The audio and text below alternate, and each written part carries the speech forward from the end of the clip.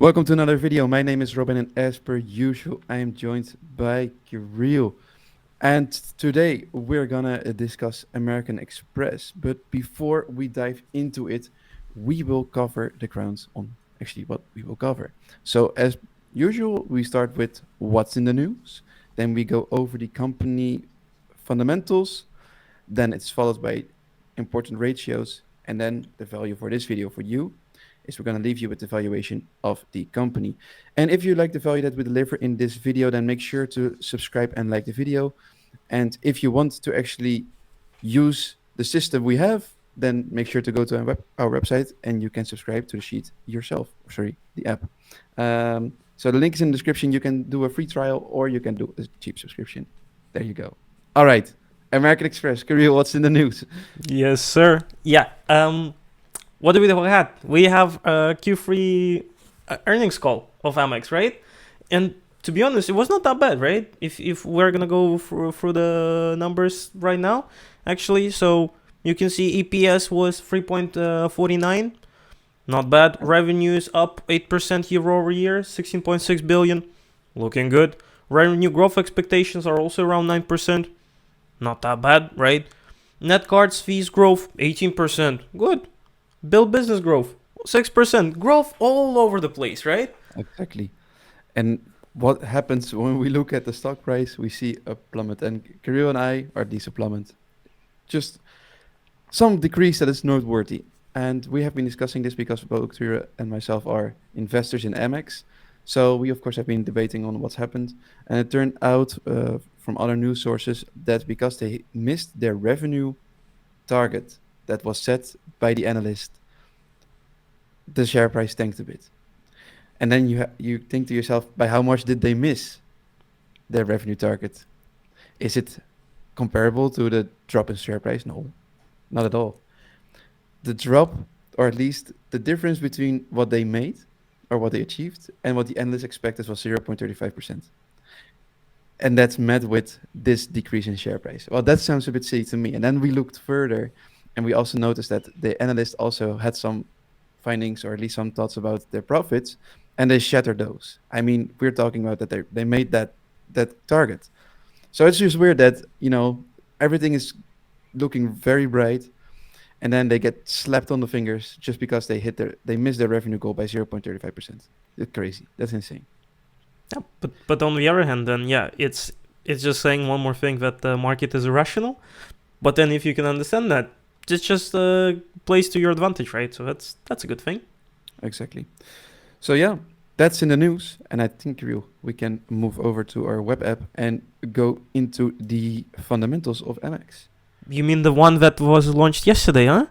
Exactly. That's the one we just got released. Yeah, finally, guys. Yes.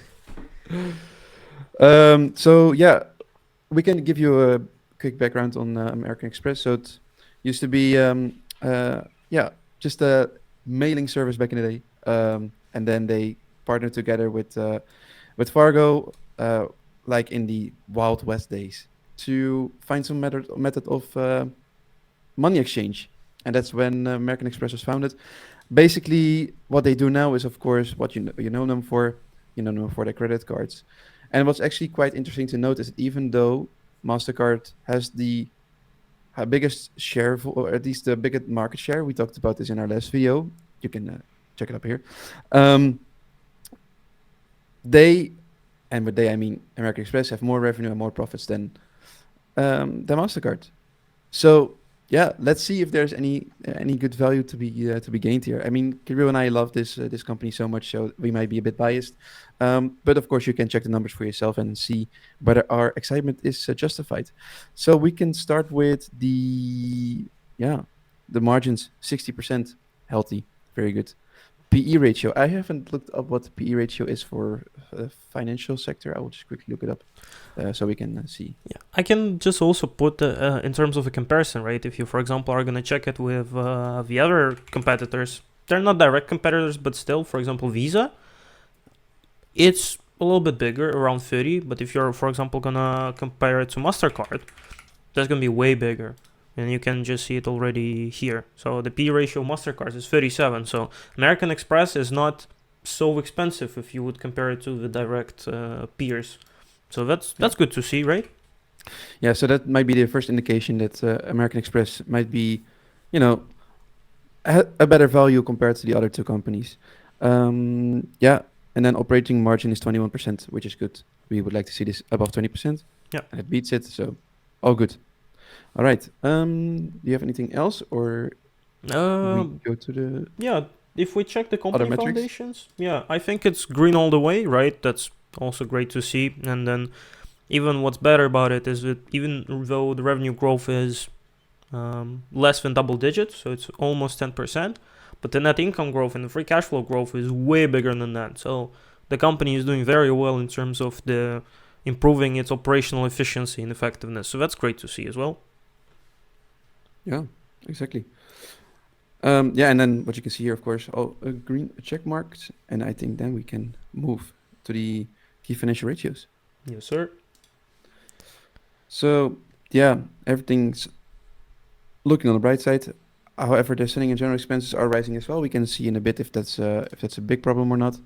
But they're increasing their spend, not that much though. But we see a slight increase from Yeah. 2020 or 2019, if you just think away the COVID. Um, then their net earnings are increasing stably. Um, Earnings per share also, so just good things to see. And also, what's nice is share buybacks, right? So they're Yep. still making sure that they buy back their own shares because that's also a good thing. If the company is undervalued by even the opinion of American Express management themselves, that's also good to see that they're actually buying back the stock, and then it's gonna, make sure that you do not get diluted from your Yeah, position. That's always also good news, right? yeah, exactly. Yeah, let's just continue. So the total assets, for example, can we say anything about that? Is it some provisions that they're building up for, let's say, people defaulting on their credit, or what do you think that might be? Could be because also the whole banking sector in US has been reporting recently over the past couple of weeks. They also pile up some cash for the provisions just in case. This is just a measure that's pretty normal for the industry, and it actually also makes sense because the regular consumer is actually piling up on debt, on the credit card debt, anything in terms of getting the loans, mortgages, and all of that stuff. So that's good to see, but it also creates the problem that the company cannot effectively allocate its cash. So it has to park it just for these kind of risks that potentially can occur. Yeah, yeah, exactly. And you've seen in the past last year with the earnings call as well, you've seen that they've increased for provisions as well, and they also got slapped on the fingers by the shareholder because yeah, people just get scared for potential recessions. So also keep that in mind. So for example, with the earnings calls of Q3 and maybe at the end of the year, if this keeps on increasing, you might also experience some kind of drop in share price just because they are expecting some people defaulting on the credit. So then you also understand why sometimes the share prices drop. All right. Free cash flow increasing as well. Long-term debt decreasing steadily, and I think how we yeah, they have been piling up a bit on debt in 2021, but as we always mention, it's probably when the debt was pretty cheap.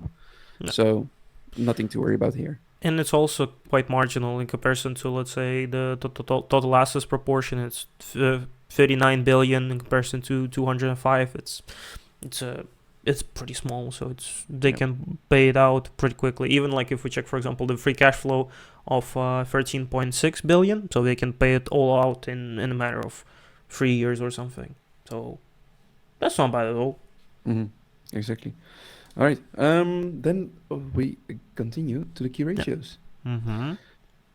And here we see so this is good why we have these ratios. So at first we saw the increase in selling and general expense ratio, but we see that it's actually marginally decreasing over time instead of increasing. So they have been increasing their budget, but it's still marginal compared to, their profits and their earnings. And it's below 20%. So that's something you want to see. So it basically means that either they are really efficient in buying their advertisement space, or they just need less marketing because people know what American Express is. They see it at airport lounges, whatever. And yeah, you see that they don't need it. So that's good. They have some kind of moat around their business. Yeah, so the shares outstanding changed also. They have been buying a lot in 2022. They've just constantly buying up shares, which is good to see. Yeah, around 2 to 3% every year. That's quite nice. It's a little bit less than the average inflation, especially for the past couple of years. But if you spread it out across many years ahead, then it's going to be quite nice. Yeah. So the gross margin, yeah, above 60% or around 60% was the average. 65%, crazy, really good margins. Again, like somewhere between 20%, 20-30% is great. This is just phenomenal. And we can also check what the net earnings margin is, of the operating profit margin, sorry, if you go all the way Operating down. profit margin, yeah. Yeah. So also hovering around 20%, the average is 21%. So just outstanding business, really good. Yeah. Only thing is maybe you can see that the revenue growth is decelerating a little bit over the past 3 years, right? And it was a little bit volatile and wobbly before that, before COVID. And you can also see that it also impacts the net earnings, of course, as well. So you can see a little bit of negativity and then around the market average of 11-17% over the past 2 years. Yeah. It's okay, makes sense, but also just be cautious that, for example, this kind of numbers for 2018 and 2021 could dilute the picture a little bit if you remove the outliers, let's say. Exactly. And it's also good to note we have been jumping into the annual, or at least the Q2 reports, I think a couple of weeks ago. And there we also, they spoke about that they are now increasing, they have increasing sales when it comes, or these revenues when it comes from Gen Z and millennials. So it's also interesting to see that they are also now picking up a new target audience, let's say, and it's working. And they have such a big market to still grow in. So, for example, in the Netherlands, it's not widely accepted yet. They do have a different kind of business model compared to, for example, Visa and Mastercard, and also the fees for those who are accepting Master, or at least are accepting American Express, is a bit higher. That's also why their revenues are higher. But it means that some of these stores won't accept American Express cards. But now you see them continuously checking new markets and ways to improve their revenue, and you can all read this in their earnings reports. And also what's important to highlight is that American Express also tries to position themselves outside of the, let's say, the regular payment processors world, right? They try to keep themselves more closely attached to, let's say, the B2B market. So, when you're working in one of the consultancy jobs and then you have to travel around, you're gonna get the Amex card. But if you're an average Joe, it's a little bit harder to get that. So that also gives a little bit of an interesting way of thinking behind it. So it's more prestigious to have American Express card, and that also can attract even more potential customers because then you can flex your Amex, right? Yeah, exactly, and that's basically what they're doing. So their strategy is basically different compared to Mastercard, where their pitch to stores is, okay, everyone has at least a Mastercard. But for American Express, their pitch is something like, okay, but you know that our clients are high-end clients and they're gonna purchase a lot and they're able to pay to make the purchase as well. So a bit more security, a bit more high-end clientele can't hurt, but it also makes sense that it's not accepted in every store. All right, and I think now we can go to the valuation Kirill. Yes, What do we have here? We have some numbers going on, right? Exactly. So yeah, we can just if this is the first time you're watching the video, we will talk you through this process so that you can also, for example, go to our website and order the free trial, where you will get 5 companies to evaluate, and then you can follow us or you can do it yourself. But for the numbers here, so we can calculate the assumptions based on 3, 5, or maximum year. So we can just see how that differs. So yeah, it depends on what you want. Do you want to have the maximum range? It's going to give you a more precise picture. Do you want to see a more volatile picture? Then shorter assumptions, of course, are here for you. So what we normally do is we fill in these numbers together. We can do the free cash flow starting point at last year, but you can also do whatever you want. So you can change it. For example, there are companies that have negative free cash flow, and it might negatively influence the valuation. So you can do, for example, $1, so at least that it's calculating correctly. So for the projected period, Kirill, what would you say as your projection period for Amex? To me, the only thing which can get into the picture is when it gets to the payment processors is probably the development of crypto as a payment method. It has been going on, let's say, for years already, and it's only gradually picking up because of the some macroeconomic, some geopolitical tensions going on, right? So that people stop to rely heavily on dollar or euro as a currency, as a payment method, then that's where, for example, Amex can potentially get harmed, and the market share could be taken away by some cryptocurrencies. I'm not even talking about, for example, Visa and Mastercard. I would say, if you're asking me, I would definitely say it's going to be there in 5 years, 7 years, I think, as well. It's not going to go anywhere. Also because of the niche, also because of the, let's say, competitive advantage in B2B segment. 15 years could be a little bit far-fetched, but I also would be surprised if it's going to go bankrupt in 15 years. It could also happen, but then that's why we have margin of safety, for instance. So I would say 10-15 years is also okay. It's quite reasonable. Yeah, let's put it at 10 years. Like, I mean, this company has been around since the 1800s. People still, not everyone is going to accept Bitcoin as payment. As we see, for example, the adoption rate for regular customers with Bitcoin is also still not there yet. And I don't think that's going to rapidly change in 5 years. It might. But it depends on the political situation, for example, as well. But yeah, let's do 10 years. For the discount rate, we normally do 10%, but you can play around with this as well. For the estimate growth rate, there are a couple of things you can do. You can either take the average revenue growth of the past 3 years. You can either use the average free cash flow growth of the past 3 years. You can take the average out of it, or you can go to Yahoo Finance, and there, under analysis, you will find the growth estimates that the analysts think Amex is going to grow at.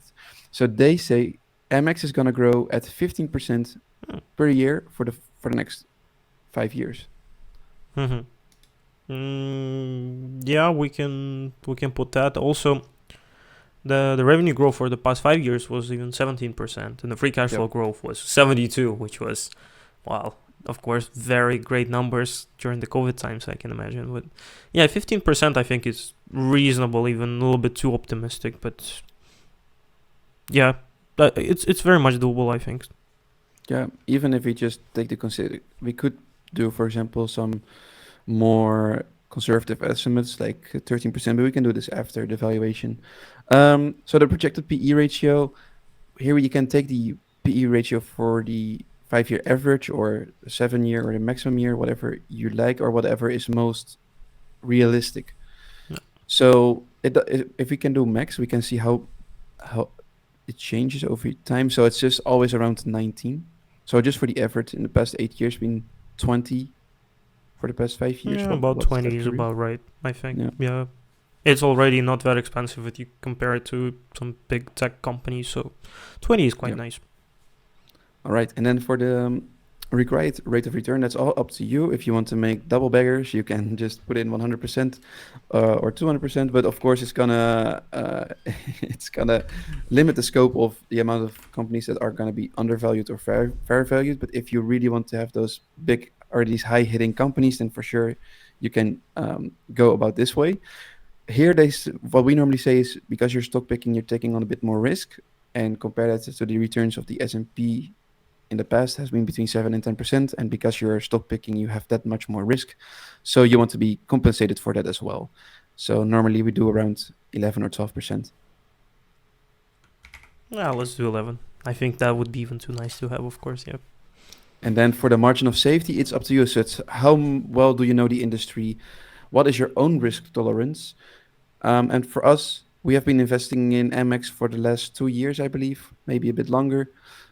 I think we have quite a good understanding on what the company is. I would even go as like maybe 10, between 0 and 10% for my part. But of course, this is for you as a watcher, it's different. So we can do a conservative 15% if you want, Kirill. Yeah, sure. And also, again, also is one of the most important parts for you guys to remember is make sure you do your due diligence. Margin of safety is only there to give you some leeway. If you don't want to get heavily into details, let's say it can give you an opportunity to say, okay, what would be my position that I can invest in and make sure that I do not incur many risks. So that's what just gives you, as a helping hand. But of course, again, not a financial advice, and make sure you do your due diligence before you invest. It's not gambling. It's not playing any games. This is something which you do for your, to actually make money, not to gamble, not to lose money. So be careful, Exactly. boys and girls. All right, and then Kirill, we press the analyze button. Yeah. And what do we see? So we see a quiet overvaluation at this stage. So let's just quickly see what that is. So we see that it's overvalued at around 35, 36%. So it's actually quite steep. Didn't expect it to be this high. I think it's also a matter of your assumptions, right? Because if we put, for example, a required rate of return a little bit less and the projected period of higher, for instance, of course, the number is going to go up. The margin of safety, it's a whatever, to be honest. For example, from my point of view, because again, know the business, and it's also a question of what kind of formulas would you decide to select, because in terms of the cash flow perspective, and you can also see the formula here if you want to check the numbers specifically. It's quite all right. Target valuation formula, also that is based on the EPS, it's also quite all right. So if you, for example, also decide to remove some of the outliers, the average valuation can go up a little bit. Of course, it's also a bit of the guesstimate in a way. In my opinion, it's also the question of would you be willing to pay a bit of a premium for the company that is enjoying quite an oligopoly on the market, because there's only a couple of other big players out there that can cause a bit of a competition to Amex, but apart from that, it never had any, and it haven't had it for many years. So yeah, it's really up to you guys. Exactly. And also, of course, as we discussed in our previous video, or at least not previous video, but a couple of videos ago about MasterCard, compared to MasterCard, American Express does have a lot of room to grow in. Even in the domestic United States market or the global market, MasterCard is just everywhere. It's the biggest player. It has really difficult time to grow, and you can see that in their finances as well.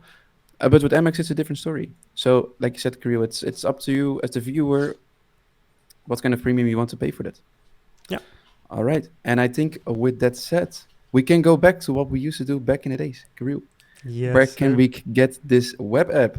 Yes. Finally, can proudly say it's a web app. Exactly. And then, as you can see, here's our lovely website, 930.com, saying that's releasing today. Maybe it's a little bit later for you guys since you're watching the video. Just go to our website, 930.com. You will be able to see like small snapshots of how it works, and lovely GIFs. You can see the difference between our different options. And of course, if you're interested, you can check the free version, as Robin mentioned. You can test it out on up to 5 companies. You can select the starter pack, which is full unlimited valuation and up to 10 companies in your watch list. Or you can also get a lovely subscription, which is also, in comparison to the competition, it's bargain. We made sure that we also make it cheap and accessible for you guys. And that would include all the functionality, unlimited, and future updates that we're also cooking up soon. So Exactly. And if you want a real good deal, you buy the yearly subscription and you save another 20%. you save 20%, but you also get 1 month of trial for free. So you don't lose anything. So you can also cancel it anytime you want. So you're not losing anything. Exactly.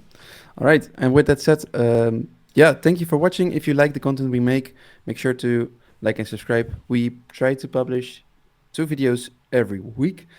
And if you want to have another company that you want us to look at, make sure to leave it down in the description. or at least sorry, in the comments. And then Kirill, thank you for your great insights, and thank you for watching, and we'll see you guys in the next video. Likewise. Bye bye.